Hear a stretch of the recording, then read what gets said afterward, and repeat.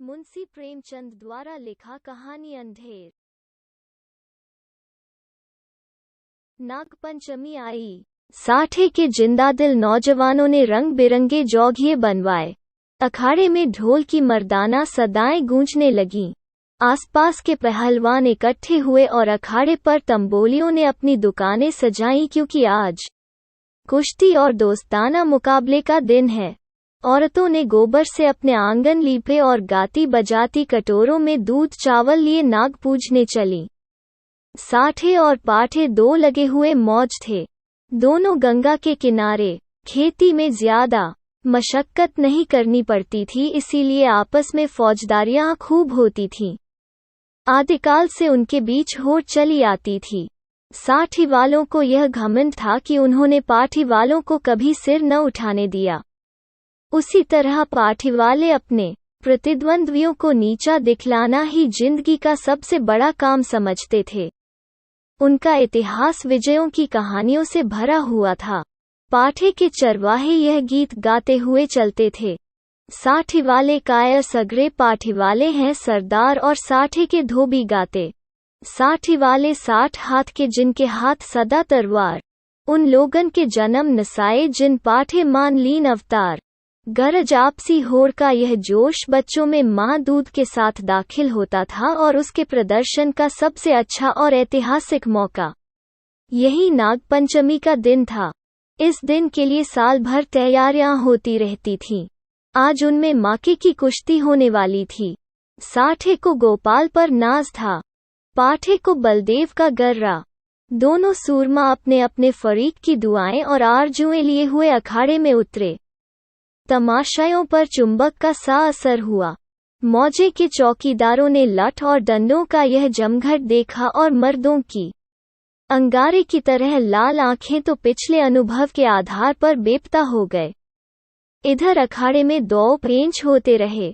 बलदेव उलझता था, गोपाल भयंतरे बदलता था। उसे अपनी ताकत का जोम था, इसे अपने कर्तव्य का भरोसा। कुछ देर तक अखाड़े से ताल ठोंकने की आवाजें आती रहीं। तब यकायक बहुत से आदमी खुशी के नारे मार मार उछलने लगे। कपड़े और बर्तन और पैसे और बताशी लुटाए जाने लगे। किसी ने अपना पुराना साफा फेंका, किसी ने अपनी बोसीदा टोपी हवा में उड़ा दी। साठे के मनचले जवान अखाड़े में पिल पड़े और गोपाल को गोद में उठा लाए। बलदेव और उसके साथियों ने गोपाल को लहू की आंखों से देखा और दौत पीस कर रह गए। 10 बजे रात का वक्त और सावन का महीना। आसमान पर काली घटाएं छाई थीं। अंधेरे का यह हाल था कि जैसे रोशनी का अस्तित्व ही नहीं रहा। कभी कभी बिजली चमकती थी, मगर अंधेरे को और ज्यादा अंधेरा करने के लिए मेंढकों की आवाजें जिंदगी का पता देती थीं, वरना और चारों तरफ मौत थी। खामोश, डरावने और गंभीर साठे के झोंपड़े और मकान इस अंधेरे में बहुत गौर से देखने पर काली काली भेड़ों की तरह नजर आते थे। न बच्चे रोते थे, न औरतें गाती थीं। पवित्रात्मा बुढ़े राम नाम न जपते थे। मगर आबादी से बहुत दूर कई पुरशोर नालों और ढाक के जंगलों से गुजरकर ज्वार और बाजरे के खेत थे, और उनकी मेड़ों पर साठे के किसान जगह जगह मड़ैया अड़ाले खेतों की रखवाली कर रहे थे। तले जमीन, ऊपर अंधेरा, मीलों तक सन्नाटा छाया हुआ। कहीं जंगली सुअरों के गोल, कहीं नीलगायों के रेवड़। चिलम के सिवा कोई साथी नहीं, आग के सिवा कोई मददगार नहीं। जरा खटका हुआ और चौंके पड़े। अंधेरा भय का दूसरा नाम है। जब मिट्टी का एक ढेर, एक ठूंठा पेड़ और घास का ढेर भी जानदार चीजें बन जाती हैं, अंधेरा उनमें जान अड़ाल देता है। लेकिन यह मजबूत हाथों वाले, मजबूत जिगर वाले, मजबूत इरादे वाले किसान हैं कि यह सब सख्ती और झेलते हैं, ताकि अपने ज्यादा भाग्यशाली भाइयों के लिए भोग विलास के सामान तैयार करें। इन्हीं रखवालों में आज का हीरो साठे का गौरव गोपाल भी है, जो अपनी मड़ैया में बैठा हुआ है और नींद को भगाने के लिए धीमे सुरों में यह गीत गा रहा है। मैं तो से नैना लगाए पछताई रे, अचाकन उसे किसी के पौ की आहट मालूम हुई। जैसे हिरन कुत्तों की आवाजों को कान लगाकर सुनता है, उसी तरह गोपाल ने भी कान लगाकर सुना। नींद की औंधाई दूर हो गई। लठ कंधे पर रखा और मड़ैया से बाहर निकल आया। चारों तरफ कालिमा छाई हुई थी और हल्की हल्की बूंदें पड़ रही थीं। वो बाहर निकला ही था कि उसके सर पर लाठी का भरपूर हाथ पड़ा। वो त्योराकर गिरा और रात भर वहीं बेसुध पड़ा रहा। मालूम नहीं उस पर कितनी चोटें पड़ीं। हमला करने वालों ने तो अपनी समझ में उसका काम तमाम कर डाला, लेकिन जिंदगी बाकी थी। यह पाठे के गैरतमंद लोग थे जिन्होंने अंधेरे की आड़ में अपनी हार का बदला लिया था। गोपाल जाति का अहीर था, न पढ़ा न लिखा, बिल्कुल अक्खड़। दिमागा रोशन ही नहीं हुआ तो शरीर का दीपक क्यों घुलता। पूरे 6 फुट का कद, गठा हुआ बदन, ललकान कर गाता तो सुनने वाले मील भर पर बैठे हुए उसकी तानों का मजा लेते। गाने बजाने का आशिक, होली के दिनों में महीने भर तक गाता। सावन में मल्हार और भजन तो रोज का शगल था। निडर ऐसा कि भूत और पिशाच के अस्तित्व पर उसे विद्वानों जैसे संदेह थे। लेकिन जिस तरह शेर और चीते भी लाल लपटों से डरते हैं, उसी तरह लाल पगड़ी से उसकी रूह असाधारण बात थी, लेकिन उसका कुछ बस न था। सिपाही की वो डरावनी तस्वीर जो बचपन में उसके दिल पर खींची गई थी, पत्थर की लकीर बन गई थी।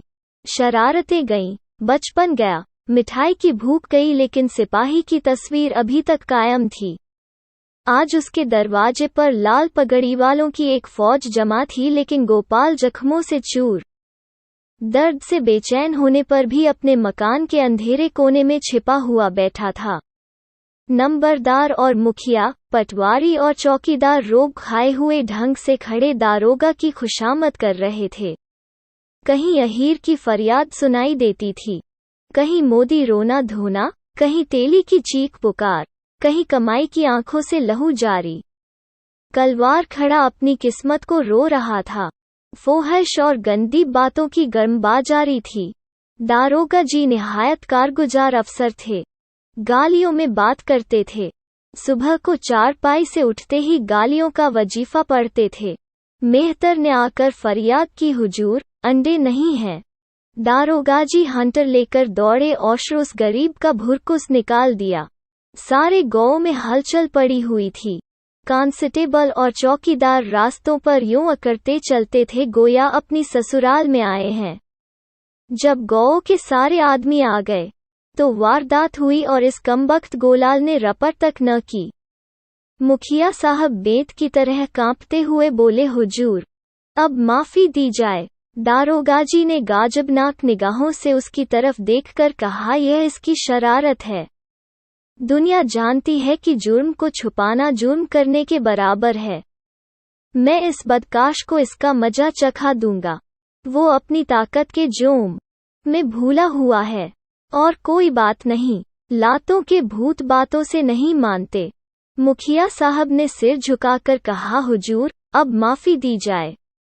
दारोगाजी की त्योरियां चढ़ गईं और झुंझलाकर बोले, अरे हजूर के बच्चे, कुछ सठिया तो नहीं गया है? अगर इसी तरह माफी देनी होती तो मुझे क्या कुत्ते ने काटा था कि यहाँ तक दौड़ा आता? न कोई मामला, न ममाले की बात, बस माफी की रट लगा रखी है। मुझे ज्यादा फुर्सत नहीं है, नमाज पढ़ता हूँ।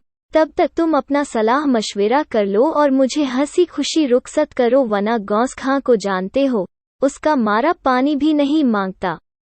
दारोगा तकवे व तहारत के बड़े पाबंद थे। पांचों वक्त की नमाज पढ़ते और 30 रोजे रखते। ईदों में धूमधाम से कुर्बानियां होती।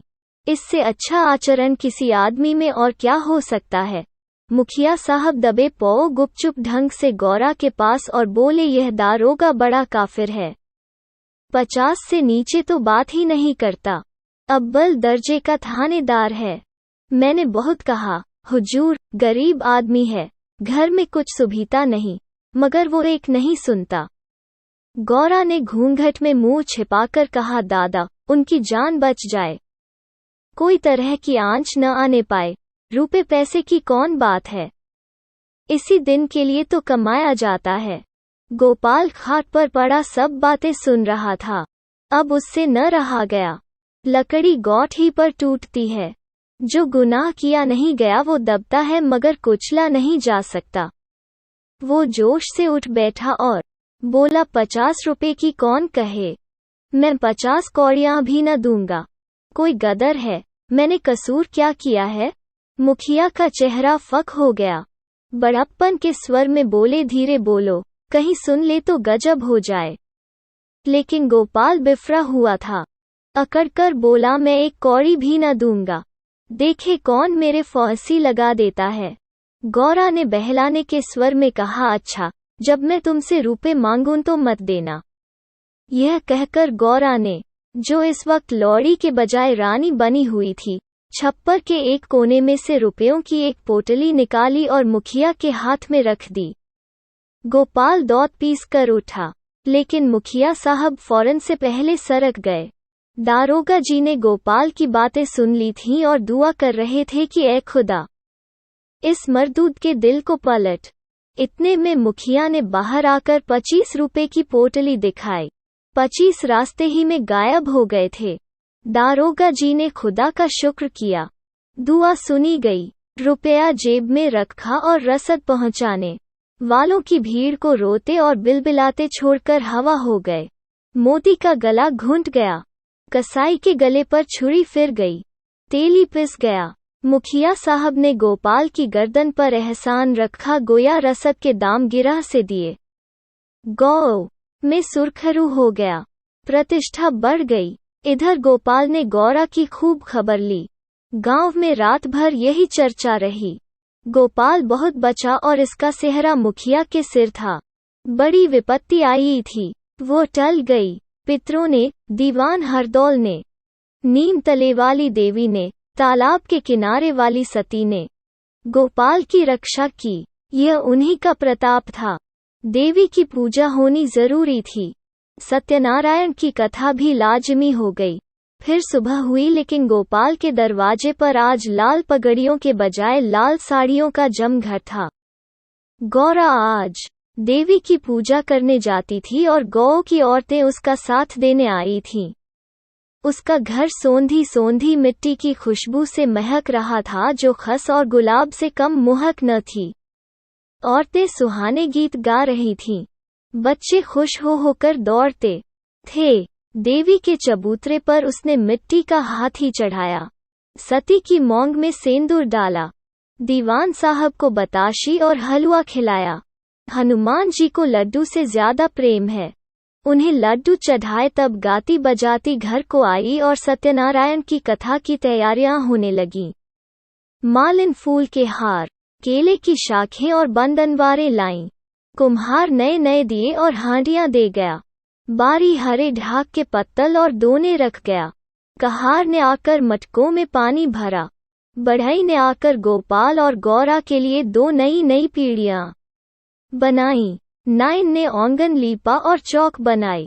दरवाजे पर बंदनवारें बंध गईं। आंगन में केले की शाखें गड़ गईं। पंडित जी के लिए सिंहासन सज गया।